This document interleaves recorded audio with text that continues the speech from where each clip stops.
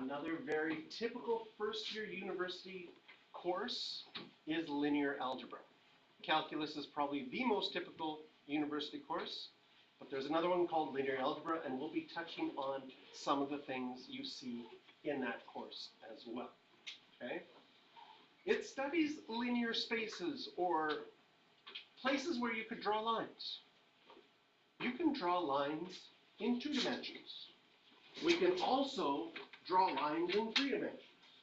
And we can do all sorts of different lines in different dimensions. Tons of applications to different sciences, so it is very helpful. And it will also connect to our other unit, which is vectors, which we'll do after matrices.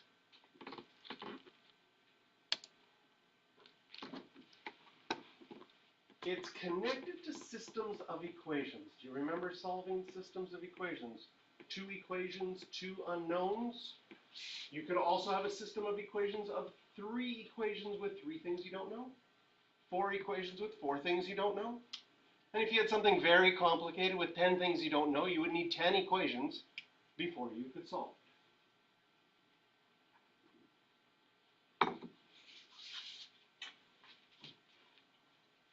Do you remember your strategies for solving systems of equations? Probably, like there was 3 strategies you learned back in grade 10. One strategy we almost never use unless we have a graphing calculator was graph them and find out where they intersect. That's really helpful if you have technology. Not very helpful if you don't. It's really annoying to be like, I want to change each of these to y equals mx plus b and graph them and hope that they intersect at a nice point. And if they don't, that whole strategy was wasted. We also had the substitution strategy, where can you get something by itself? This would be one I think I would use the substitution strategy, and which variable looks like it's the easiest to get by itself? The x. So you definitely take equation 1, looks like it's the easiest to get the x by itself by moving the 4y over, and then you substitute that into the other equation. Have you ever substituted it back into the same equation if you weren't paying attention and decided to substitute it back into the same equation? What happens? If I make the x 6 minus 4y, you see your 4y's go away, and you happen to get the wonderful mathematical truth of 6 is equal to 6. And you haven't solved anything. But 6 is equal to 6. So if you plug it into the same equation, you're going to run into a problem that everything just cancels each other out and nothing happens. But if you plug it into the other equation, so where the x was, I plug in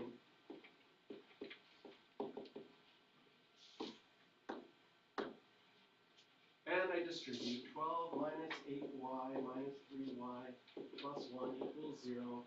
I can combine like terms, negative 11y plus 13 equals 0.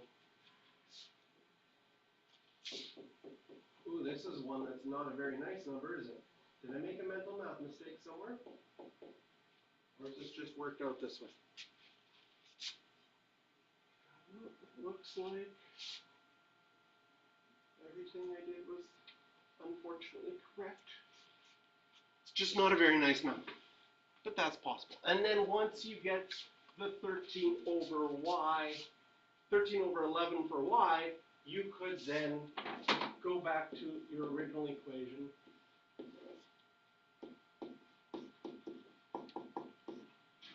and solve for x. And it also would be a not very nice fraction. This would have been one, had you graphed it, you would have been frustrated, because it doesn't turn out to be a nice number. Okay? So when we solve a linear equation, we're looking for where do those 2 graphs intersect. And with 2 lines, if they do intersect, they only intersect once because they're straight lines. It's not like a line in a parabola where you could have more than one answer. 2 lines can only intersect once. They could be parallel and never intersect, or they could be the exact same line, and they would always be intersecting. So we have different names for these. The one solution we call an independent solution. Right? Different slopes. Technically, they could have the same y-intercept. They don't have to have different, like it could be the solution is the y-intercept. But for sure, they need, so I'm going to just put a, usually they have different y-intercepts. But as long as you have different slopes, they'll cross only once. Different slopes means they cannot be parallel. And you only have one solution. We call that an independent system. A dependent system is when you have the exact same line. Every single point is a solution. They might have written the line different, like, ooh, I have y equals 2x plus 3, and my other line is y minus 3 equals 2x. I hope you can see that they're the same, but I wrote them a little bit differently. Or I could just double everything on one side, but it would still be the same line. So when you go to graph those and they end up being the same line, well, every single time, every single point is a solution. And so that makes it an infinite amount of solutions. And finally, we have an incompatible system. Two lines that are parallel, and it will take you a long time to find out where they cross. So if they're parallel and have different y-intercepts, they will never have a solution. Now, algebraically, graphically, you can see it. Algebraically, sometimes you can't see it right away.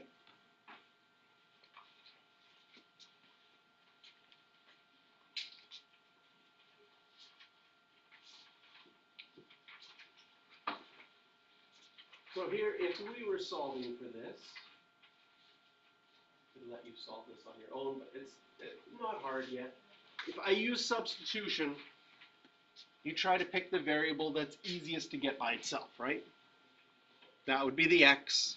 Then you plug it into the other equation. But this still gets you the weird thing, where 0 is equal to 0. Everything canceled out. What does that mean? In this situation, if everything cancels out and you get something that's always true, last time I checked, 0 was equal to 0, this is when you have that dependent system without the accent. Not sure what happened.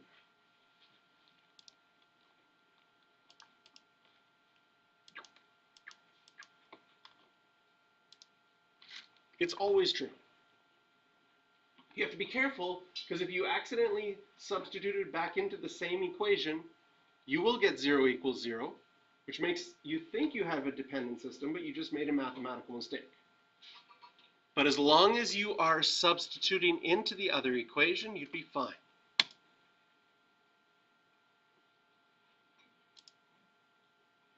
If you took equation 1 and multiplied it by 2, so I have big brackets around equation 1 here, I multiplied by 2, you could use the elimination method. Reminder of the elimination method is you pick one of your variables. I picked x, and you want one of them to be, they want the same number in front with one positive and one negative. Then when you add them up, they're going to eliminate. Problem here is when I eliminate my x's, my y's got eliminated. And so did my numbers. And I got 0 equals 0 again. So substitution, if you find an answer, obviously that's the answer, and there's one solution. If you get a 0 equals 0, you get this dependent system, which is infinite amount of solutions. And if when solving, you get something mathematically strange, like 5 is equal to 2. That's not usually true. If you got 5 equals 2, you'd say this is wrong. That's going to be when those two lines are parallel and they never intersect. Because you've got an impossible answer. An impossible answer means that there is no solution. So those two lines would be parallel.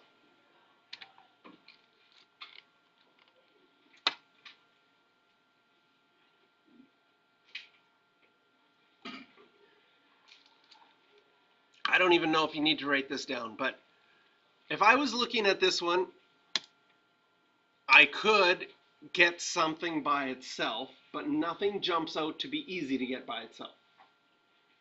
So I could choose to get x by itself by first moving the 4y over and dividing. What's the problem? Deals with fractions. Is that really a problem? It's more annoying than a problem, because now you could take that and substitute in, and you just have to do the algebra until you figure out that y is minus 3. I'll show you. You could do it. Do you need to write this down? I don't think so. You know how to do this. Question? I think dumb question, but so in linear algebra we will only work with lines. We're not going to use other functions. We're going to have, but those lines might be in 4 dimensions. Okay? So you might have an x, a y, a z, and a alpha coordinate. But we're starting off with what you already know, in which it seems really boring. I'm sorry. But after calculus, you're okay with a unit that's a little bit boring at times? Fair enough. Linear algebra in university, there's linear algebra 1 and linear algebra 2. And linear algebra 1 feels like you are like, am I in grade 10 at times? Like, really? This is what we're learning? It seems really easy. And then all of a sudden you get to linear algebra 2 and it's like, what planet did we just get transported to? It gets complicated very quickly. Yes. Like, I don't know, once we get further into the year, can you like show us an example of something that they do in algebra 2? Like some I can pull up some stuff from my old textbooks and stuff. It's like uses eigenvalues and eigenvectors and some weird stuff. Okay. I would probably, with something like this, I would like elimination better. It's pretty easy to multiply the top equation by 2 and the bottom equation by 3. And that would eliminate my x values and how much quicker it was to get y equals negative 3. So just be aware of both strategies. Just because you like one better doesn't mean it's always better. And no matter which one you do, once you find y, you can plug that in to find x. And when you get an answer, that's a coordinate of where those two graphs intersect.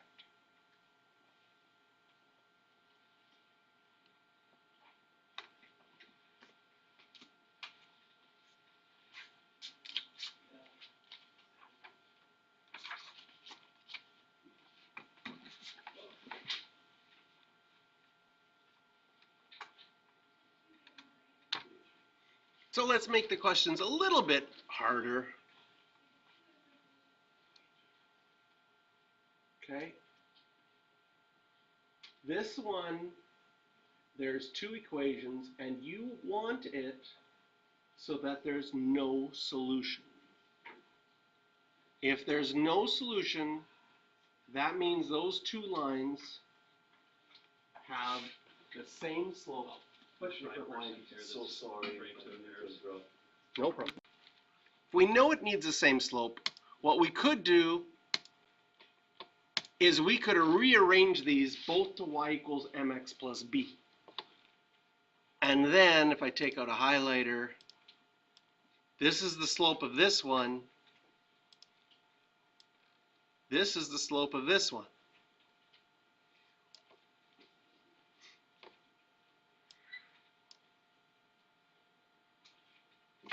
And what does that mean? Well, that means those 2 things have to be the same if they're going to have the same slope. And from here, you could solve that k is plus or minus 1. We would have to double check both of these k's to make sure they have a different y-intercept. This one has a y-intercept of 4. And if k is 1 or negative 1, this would have a y-intercept of 2 or negative 2, which would be different. So then you would have the same slope and different y-intercepts, making those lines parallel, and they would never intersect. So we could have some, even though this ideas are in this unit are a little bit easier, we could have some problem-solving questions. Okay, one for you to try because it involves fractions. Do whatever strategy you think you'd like best.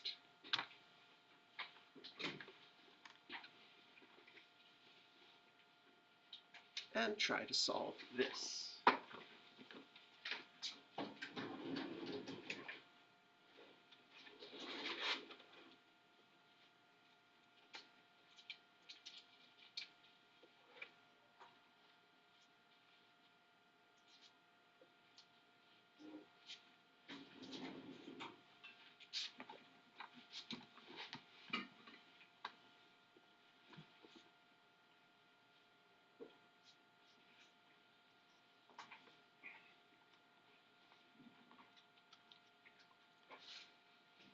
And then the next one, do you remember how to solve systems of 3 equations and 3 unknowns?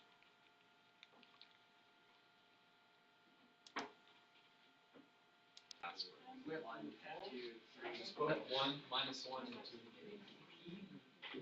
How How do do you you feel feel if something had a massive